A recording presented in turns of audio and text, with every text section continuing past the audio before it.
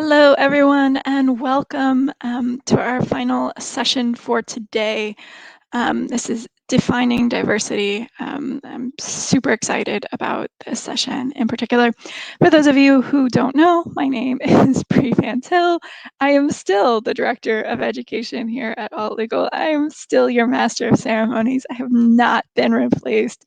Sorry if you would rather that weren't the case.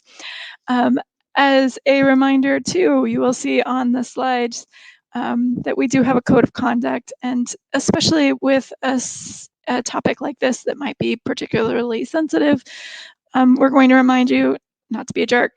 I don't anticipate this being a problem. It hasn't been a problem at all in any of our other sessions. I don't think it'll be a problem.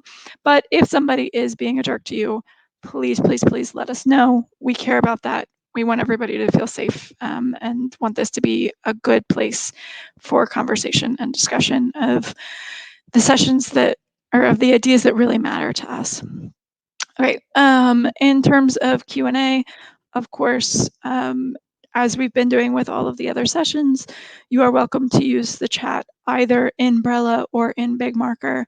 We will make sure that David sees all of the questions and can answer those. If you use the tag @presenter, that makes it a little bit easier for us to find those questions and make sure that he gets them. This session has been brought to you by Frost, Zelnick, Lehrman, and Zizou, and they were super excited about this. They were excited about having a diversity breakfast at our in-person conference. It was the thing they were most excited about. So thank you so much for supporting this. And now I want to introduce our speaker, David Latt, whom you've almost certainly heard of his products and his ideas, even if you don't know his name. He's the managing director of Lateral Link, which is a legal recruiting firm. And prior to that, he founded and served as the managing editor for Above the Law. You will be familiar with Above the Law. I link to it all the time in the newsletter. He worked as a federal prosecutor and a litigation associate previously. And, you know, he went to Harvard and Yale, so like he's kind of a big deal there too, including where he served as the editor for the Yale Law Journal. We are so pleased to have you. Thank you so very much, and please take it away. Hey, thank you so much, Bree, and thanks to Alt Legal for having me. It is really great to be here. As Bree mentioned, this was originally going to be a breakfast, and it would have been wonderful to see all of you in person over coffee and pastries. But we are, of course, meeting virtually, and I fully support that. I believe that the threat posed by the coronavirus pandemic should not be underestimated. In March, a few weeks before the original date of this conference, I became very sick with COVID-19, and I wound up spending about 17 days in the hospital, including almost a week on a ventilator. And this, despite being a relatively young and healthy person. So I strongly support having this conference virtually, even though it will be wonderful to see you all in person, and hopefully we can make that happen in future years.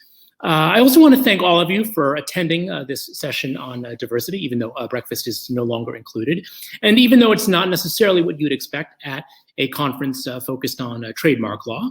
But diversity is a critical value, both in the legal profession and beyond. Studies have shown numerous benefits to the value of diversity in the workplace.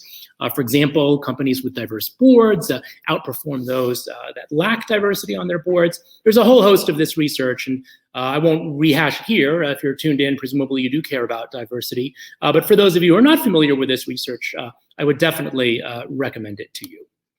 I should also mention at the start that I'm not going to speak for super long. Originally, this was going to be a fairly casual breakfast talk. And I want to spend a lot of time, of course, fielding questions and having discussion. One of the reasons diversity is such an important value is the value of diverse viewpoints and also, therefore, diverse solutions to problems. And so I want to have a lot of time to hear from all of you, especially on a topic with as many personal aspects as well as professional ones like diversity. So my talk today is entitled Defining Diversity, which was the title that we originally agreed upon when the conference was in March. But in these past 7 or 8 months, I feel that the subject has really been transformed in a way, and perhaps I would give it a different title if I were to title it today. For many years, diversity was the buzzword used within corporate America and educational institutions and various other communities to refer to people from different backgrounds, bringing together people of different backgrounds, and often racial or ethnic backgrounds specifically. Of course, the term has been recognized in the jurisprudence as well.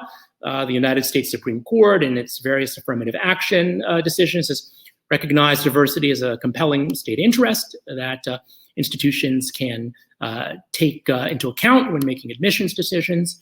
And so diversity is certainly a very important value that gets a lot of attention, and deservedly so.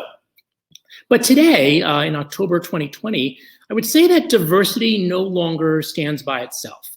The preferred terminology in many spaces, including the recruiting space, which is where I now focus my efforts, is diversity, equity, and inclusion, or DEI. Diversity was first joined by the word inclusion, and the thinking behind that was that diversity without inclusion just wasn't enough. Here's one explanation of the distinction that I like from Rita Mitchums, who is the Chief Diversity and Social Responsibility Officer at ADP, the big payroll processing and HR company. Here's how she puts it. Diversity is the what, inclusion is the how. Diversity focuses on the makeup of your workplace, demographics such as gender, race, ethnicity, age, sexual orientation, while inclusion is a measure of culture that enables diversity to thrive. She continues, you can certainly hire in diversity, whether it's more women, more Latinos, or African Americans, but if your culture does not embrace different perspectives, you will not be able to retain diversity.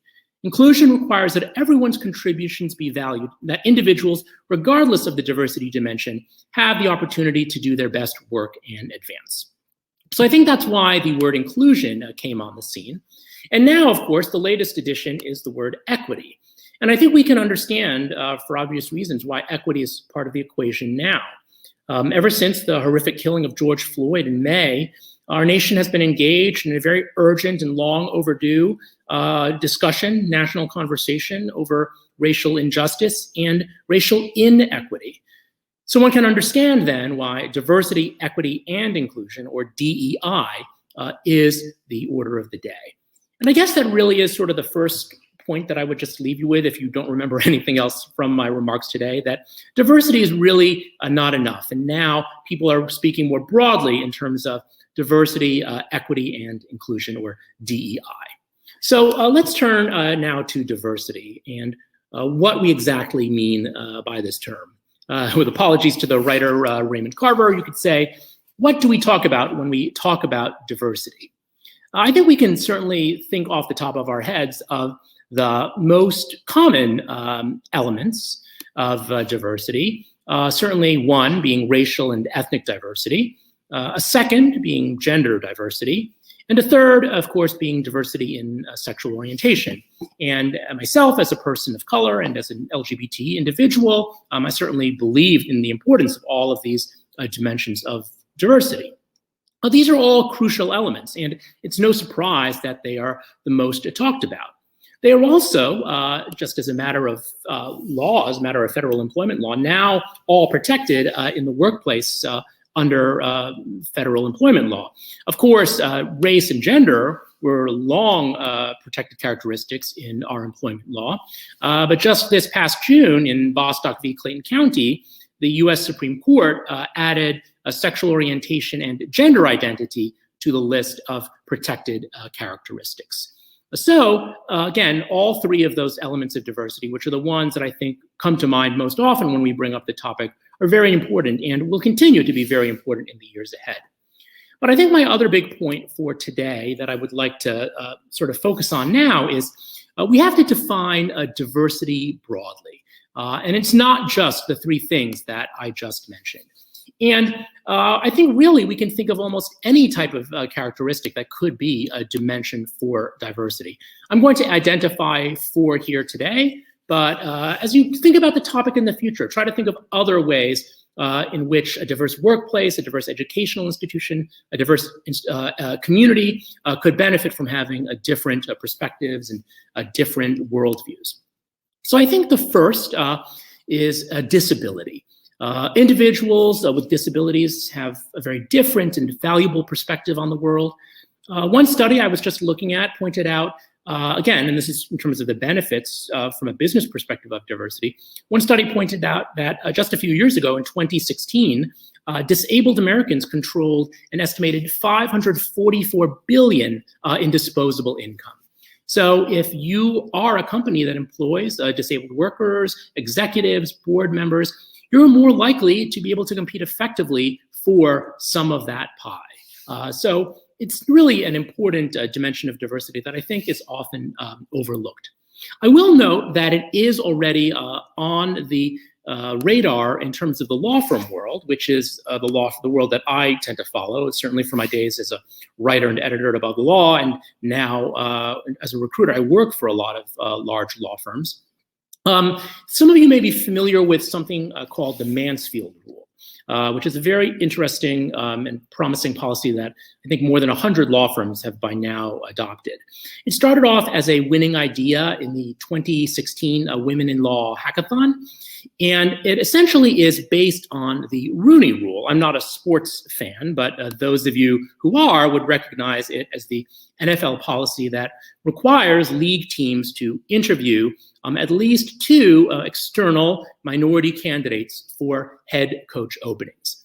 It's worth noting that the Rooney Rule doesn't set any kind of quota, as some who are concerned about sort of the downsides or excesses of affirmative action are worried about. It doesn't set any kind of quota. It doesn't even require the hiring of anyone or any specific number of individuals. It merely requires that they be considered, that they be seriously considered, that they be interviewed. So that is the Rooney Rule. And a couple of years ago, a number of law firms came up with what they call the Mansfield Rule, named after Arabella Mansfield, the first woman to be admitted to the bar in the United States. And it similarly does not require hiring any particular person or any particular type of person, but just essentially interviewing or seriously considering certain types of candidates. So in its current iteration, which is Mansfield Rule 4.0, it requires law firms who adopt it to affirmatively consider at least 30% women, lawyers of color, LGBTQ lawyers, and lawyers with disabilities for leadership and governance roles at the firm, including equity partnership. And as those of you who follow the world of law firms know, especially in the ranks of the equity partnership, which is the higher rank of partnerships with 2-tier partnerships, there are very few women and very few minorities who are represented. So this Mansfield Rule requires at least consideration of women and minorities, disabled individuals, LGBTQ lawyers, when making these selections to management and leadership positions. It is interesting, though, returning to disability, which is what I was focusing on, that it was actually added. It was not in the original iteration of the Mansfield Rule.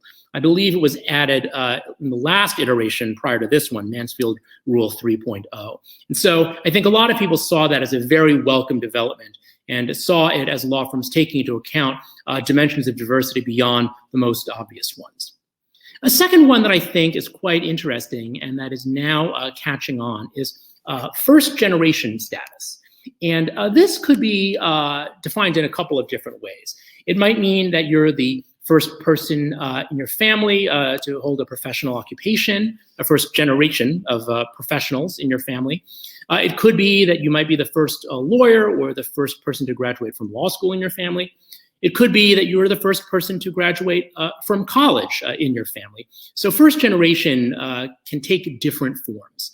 And I think part of this, and the reason why law firms are focused on it is, make no mistake, law is a very elite profession. A surprisingly high number of lawyers have lawyers as parents, have lawyers in the family, or at least have professionals in the family. Law school is not cheap, certainly, and so people who can more easily afford to go to law school often come from more privileged backgrounds. And so I think the focus on first-generation professionals, first-generation lawyers, is very much motivated by a desire to achieve a very important form of diversity in the legal profession, socioeconomic diversity. So, for example, my alma mater, Yale Law School, has now started tracking a first-generation status. It did not do this years ago when I was applying, and it reported that in its latest class of admits, or actually the current 1L class at Yale, 24% are first-generation professionals, and 11% are first-generation college students. And I know from having spoken with Heather Gerken, who's the dean at Yale, that they're very, very proud of that. And it may not seem like a lot, 11% or 24%, but again, just given what the profile of the legal profession looks like, it actually is not insignificant. Very much related to socioeconomic diversity is a third form of diversity that I will mention, which is also one that probably does not get thought about a lot of the time, which is veteran status. Certainly people who have served our country in that capacity have very valuable perspectives and experiences. And also, I think that, as I was alluding to with first-generation status, it is also a form of advancing socioeconomic diversity, because in recent decades, fewer and fewer people from the highest quintile of income, for example, have chosen to serve in the military. This has certainly become an issue. Some of it dates back to the Vietnam War, and then the abolition of the, where if you were in college, you could defer your service. And then afterwards, the abolition of the draft, meaning that as a result, I think our military does not look like the rest of America.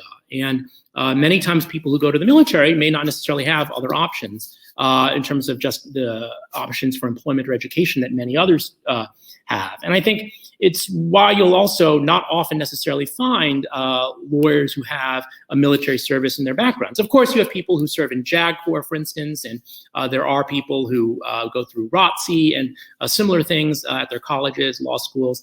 But I still think it is a somewhat underrepresented perspective, especially in the world of large law firms and elite law schools. And so I'm glad that it is now part of the discussion.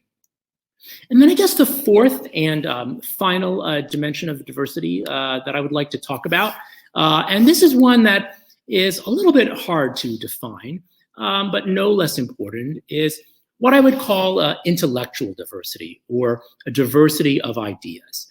I think we all know as lawyers that it is important to hear all perspectives, all sides of an argument. But if everyone in the room, or everyone at your firm, or everyone at your law school thinks similarly, you're missing out on a big range of perspectives.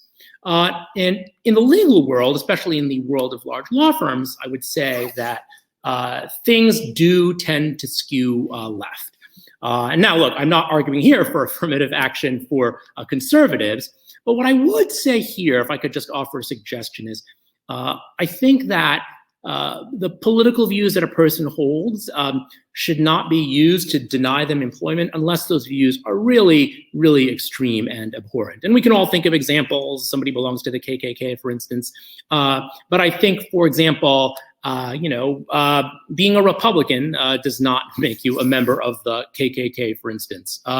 So I think that it's important for legal institutions to be cognizant of this and to have a broad range of viewpoints.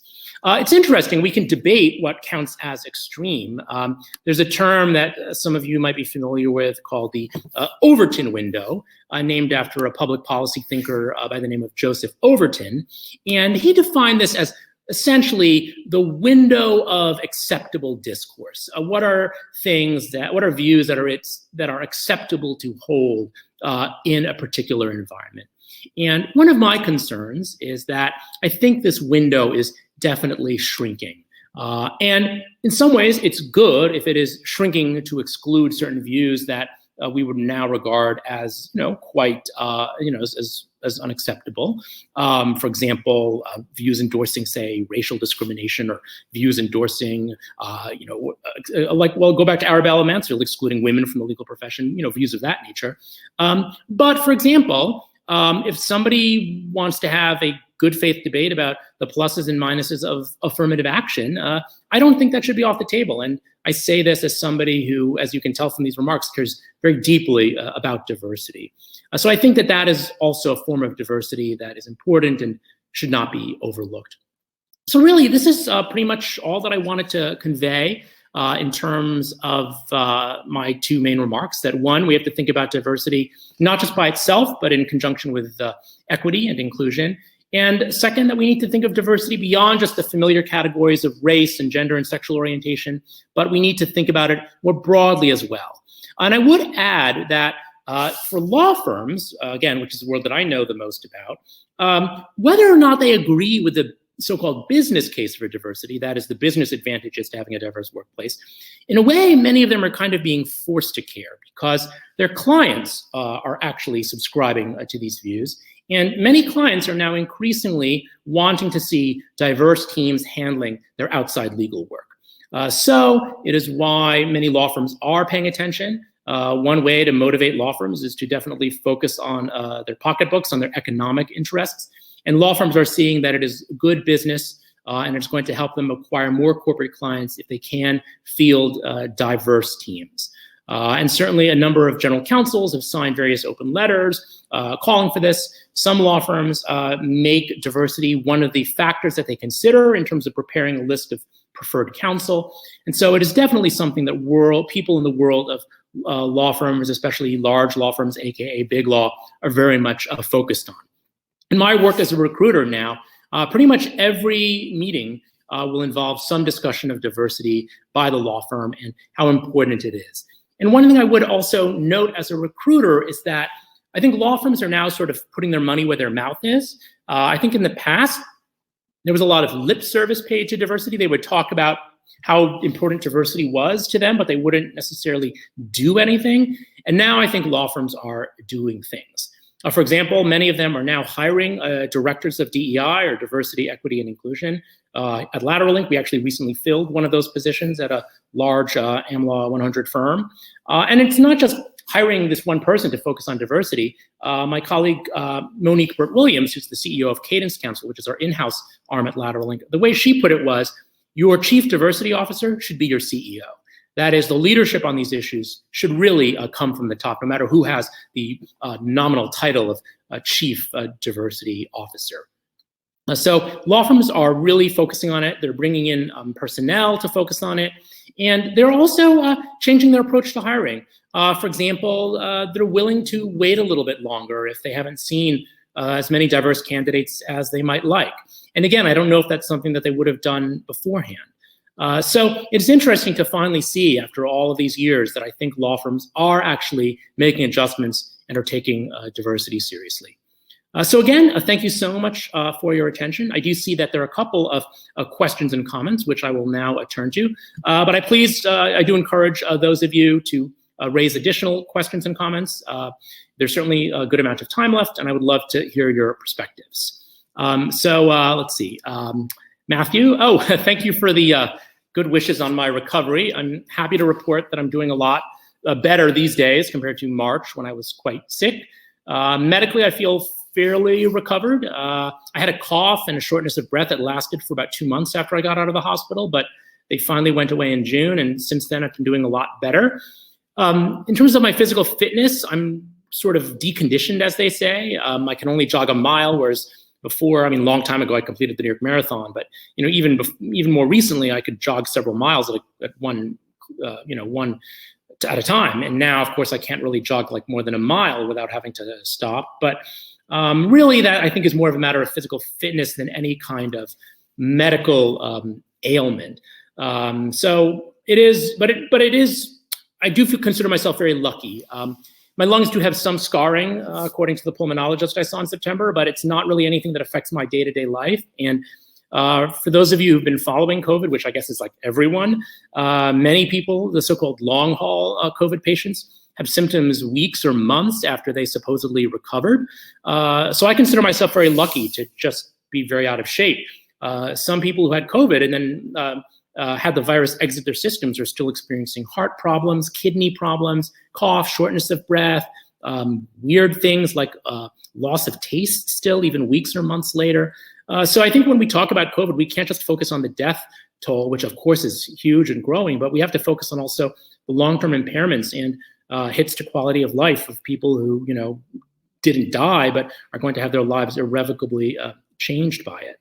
But anyway, Matthew, thank you for the good wishes on my health. And I would also say the same to Olivia. Thank you also for the good wishes. And yes, as Olivia mentioned, I was chronicling my COVID battle on Twitter, actually, in real time, sort of talking about what it was like to go through that. Partly because I just wanted to bring greater transparency to this illness in its early stages of the early stages of the pandemic, when we knew so little about it. And now I've been occasionally tweeting a little bit about my recovery process too. So Donna has a very good point. And this is something that I've noticed too, actually. MBA programs are very, very good at recruiting veterans. And I think I agree with Donna, who points out that law schools could definitely do more. Now, there may be part of a selection issue here, in the sense that I think there are also many people who serve in the armed forces who then go to business school rather than law school. Perhaps they sort of are interested in organizational behavior and leadership. And not that lawyers aren't about leadership, but I think MBA programs are sometimes more explicitly about things like management, for instance, or operations and logistics and things like that. And so I could see why maybe there are more people who want to go to business school, but I think it's also because business schools really do place a priority on trying to recruit veterans. And I think law schools could do a lot more on that front. So a good question from Dorna, who asks, what would you say is still the most common shortcoming among law firm leadership in the DEI space? So that's an interesting question. And, you know, if you'd asked me a year ago, I would kind of basically say, you know, knowing is half the battle. Like, just being aware of it is already doing better than most law firms. But as I've mentioned, law firms have really started to focus on this issue. And so I think that they are doing a much better job. And I think the bar is now higher. I think that what I would say in terms of the shortcoming is thinking that diversity, and I alluded to this a little bit earlier when I was talking about the chief diversity officer, is thinking that diversity is just something you can fix by having a chief diversity officer or having a speaker come in for, you know, Asian Pacific American Heritage Month or things like that. It's an ongoing commitment, and it permeates all aspects of your organization. It's not something you can just delegate to this one person. It's not something you can solve by having back when we had cafeterias, people would go to having a Cinco de Mayo day in your cafeteria. Like, it's really an ongoing and deeper commitment to diversity in all of its forms, as I talked about in my remarks. And so I guess if I had to single out a shortcoming, I would say it's thinking that it's something that can just be delegated to a particular person or even a department. It's not. It really has to come from the top. And that's why I like that quote from my colleague Monique, who said that really your chief diversity officer has to be your CEO. So we have a question, I believe, from Bree, or maybe she's translating from someone else. But how can firms promote diversity without making their minority attorneys feel on the spot or personally responsible for managing the firm's diversity? And I think that's a great question, because I think we have certainly seen this in the past few months. People of color, people of from minority communities, sometimes feel that it's their job to sort of they're expected that it's their job to sort of be the diversity mascots or be the people who are in charge of dealing with this issue. And with all of these organizations forming various committees to focus on diversity issues, it's inevitable that they get staffed with minority lawyers of color. And look, I think that's important. I don't think you could really look at the diversity issues in your organization without talking to and hearing from the diverse people already in your ranks. But this should not be something, again, to sort of go to my point about just delegating it or siloing it. This really has to be something that is dealt with not just by minority lawyers or lawyers from a particular group, but people from all groups and people throughout your organization. So in terms of what can be done to promote it, I think a lot of it is even just simple things like messaging. I think it was heartening when we saw a lot of law firms issue statements in the wake of the George Floyd killing. Now, look, at a certain point, it just became this sort of rote thing, but I think certainly the initial firms that took leadership on that, I really have to commend them for doing that, because there were always various issues in current events, but I think this felt different to a lot of people, and it felt like something that was calling out for a response. So I think that speaking out from leadership is really an important thing. Again, not to the exclusion of the people who are diverse individuals within your organization, but I think that is one way to make sure that it isn't just something that is a burden imposed upon minority lawyers. Question from from Donna. What tips do you have to get larger companies to buy into the broader view of DEI to include things like first generation? So that's a kind of a tough question, actually, because I think that in some ways the low-hanging fruit was really to talk about the business interest and to say things like, well, you know, again, the statistic I had about the disabled community, people would say, well, you know, minorities or people of color are responsible for this amount of spending, this amount of purchasing power, and if you want to reach these consumers, you need to have their perspectives represented in your ranks. With things like first generation status, it is a little bit trickier. I do think, though, that essentially the overarching value of diversity is still there, in the sense that the value of diversity is about having different perspectives and different solutions to problems. And I think that people who have that first generation perspective do have many times different viewpoints and innovative solutions. And the other thing I would say is that just by virtue of having gotten to where they've gotten, they often have a huge amount of resilience and resourcefulness, and I guess a quality that a lot of scholars, there's a book of this name, are calling grit, determination. And so I think that in many ways, if you hire for something like first generation status, you will also often pick up a number of other valuable traits for your workplace as well. Michelle Ann McIntosh, any book recs? You know, that's an interesting question. I mean, I think that there's some very obvious ones, like, you know, the works of, Ta-Nehisi Coates, for example. But, you know, let me think about that one, actually. And maybe I'll tweet something out there, because there are, one other writer I would mention besides Coates is, now, I think she's no longer quite as sort of the media darling as she once was because of all of Facebook's privacy problems. But of course, you know, Sheryl Sandberg wrote Lean In, and I read the book and I thought it was quite good. I thought she had some very interesting illustrations from her own perspective, often as a woman in very male-dominated environments, and also from her experience sort of climbing to the top of Facebook, where she is now Mark Zuckerberg's, lieutenant, really, chief operating officer. And I think it's a very good book. I mean, it definitely got a lot of accolades, and I think many of them, certainly deserved. It's a very easy read. It's a quick read. You can finish it in like a day.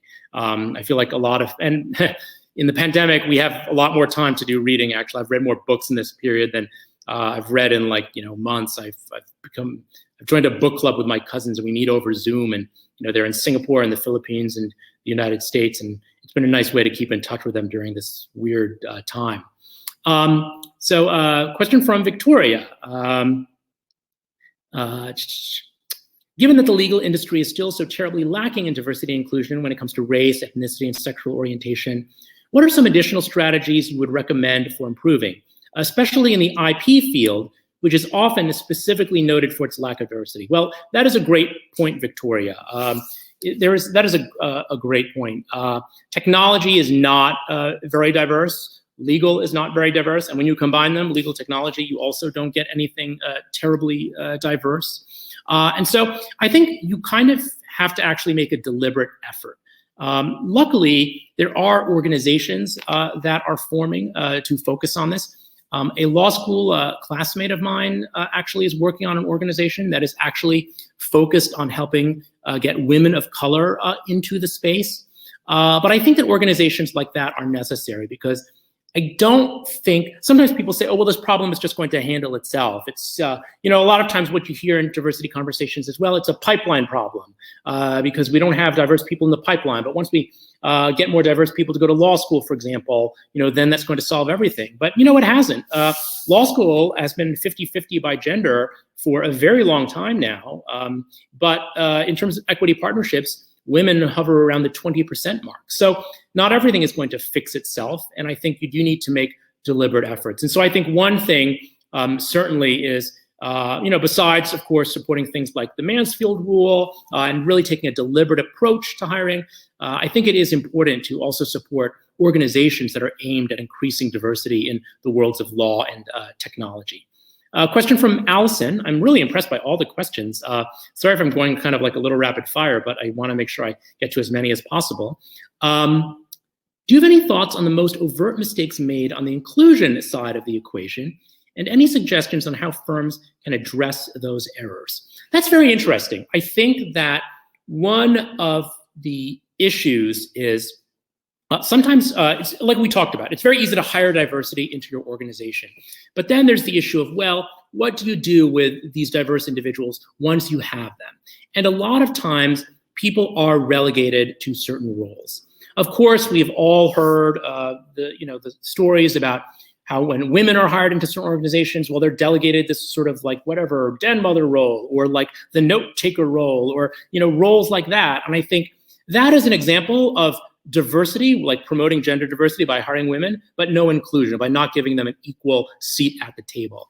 And so I think that that is really important, to just not pigeonhole people, into particular roles, based on assumptions you might be making about their background. Like, for example, I happen to be Asian American, so there's that stereotype. Oh, you must be good at math. I'm actually terrible at math. I need a calculator to, calculate tip on restaurant bills. Like, they're not always stereotypes are, first of all, not always true. But second, I think we just need to transcend them for all sorts of other reasons as well. So I think that really, it's not easy, and a lot of these problems don't have easy solutions, unfortunately. But again, just being aware of them and thinking about them is already going a long way towards dealing with them. So another question from Gabrielle. Do you see more companies versus law firms adopting DEI practices?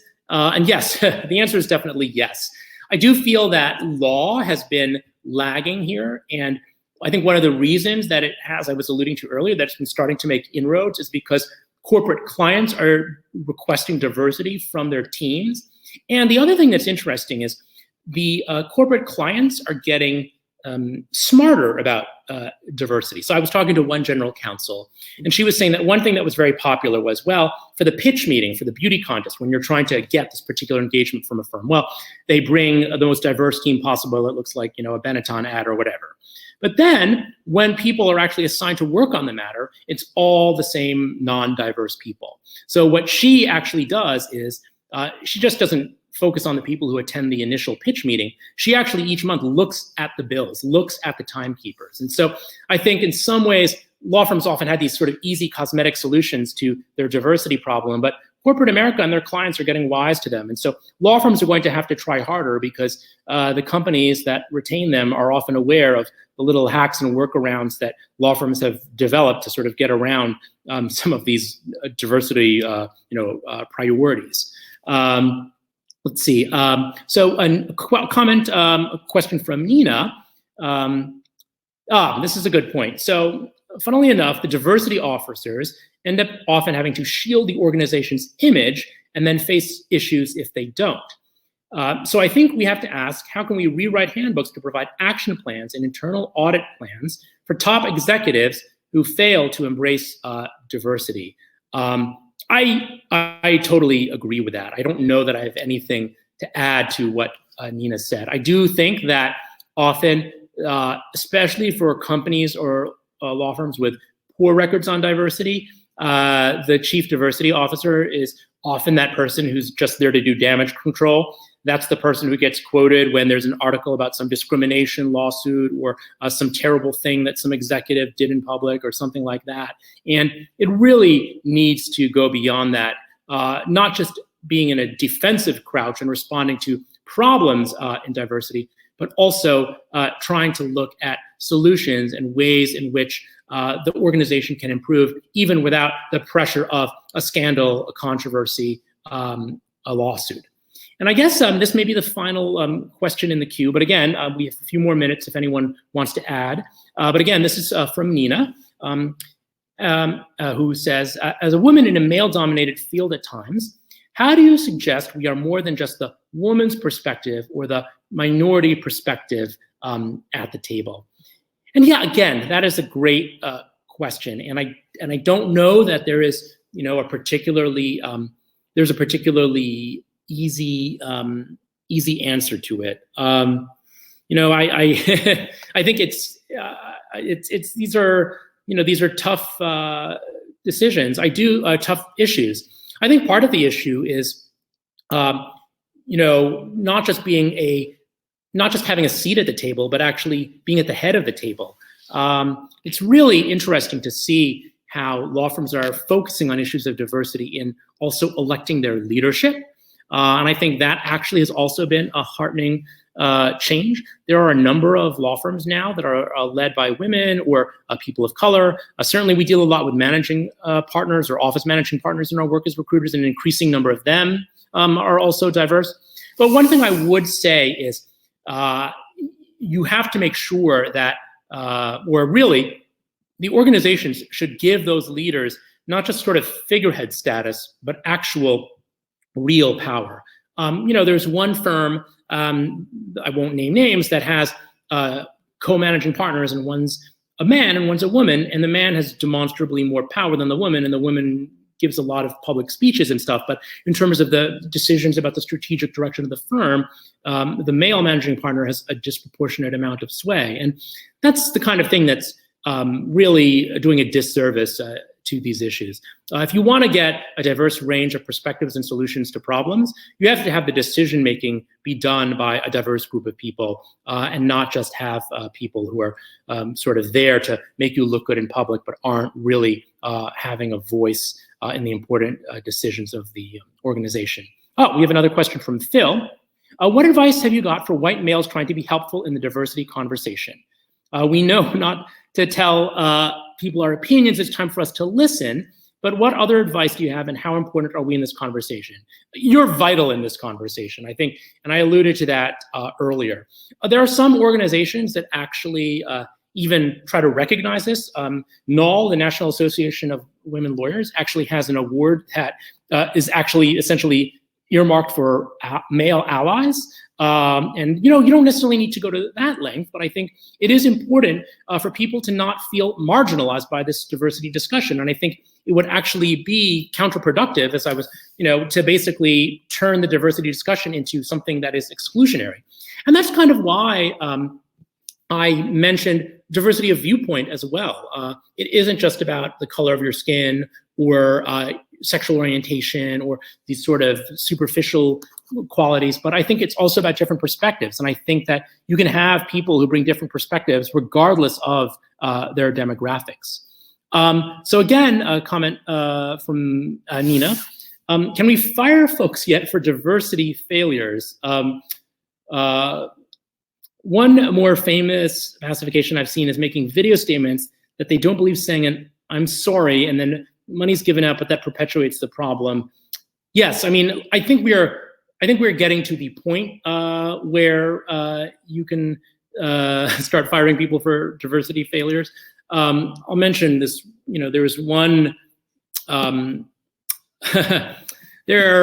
think you're getting to a point where people are more cognizant of it, and certainly there have been a lot of individuals who've been involved in highly publicized incidents who've been fired for things like that. But I think what Nina's comment is going to, and which I think is more important, is if somebody is supposed to, for example, improve an organization's diversity and equity inclusion and doesn't do that, there should be benchmarks. I think it's important to have some kind of goals, at least. I mean, maybe you're not going to reach those goals, but at least have some targets. There's a business saying, I think maybe sometimes it's attributed to Jack Welch, although I'm not sure that he actually said it, saying something like, you can't manage what you don't measure. And I think that's true as to diversity as well. If you're not tracking these metrics, for example, I mentioned that Yale Law School, when I was there, didn't look at first generation status. You're not really going to be able to see whether you're doing better or doing worse. And so I think part of it also is not just talking about these issues, but also tracking the data. And I certainly know that as people interested in legal technology, believe a great deal in the data. So thank you so much. I really appreciate the opportunity to talk to you about these important issues. And thanks for the great engagement and questions and discussion. And I look forward to maybe seeing you in person in the future. So thanks again.